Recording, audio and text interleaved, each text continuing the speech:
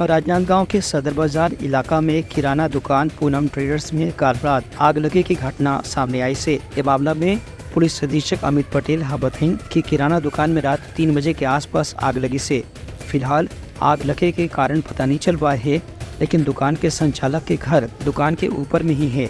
जब वहां से धुआं निकले की स्थिति सामने आई तो मकान मालिक ला ये जानकारी देगी,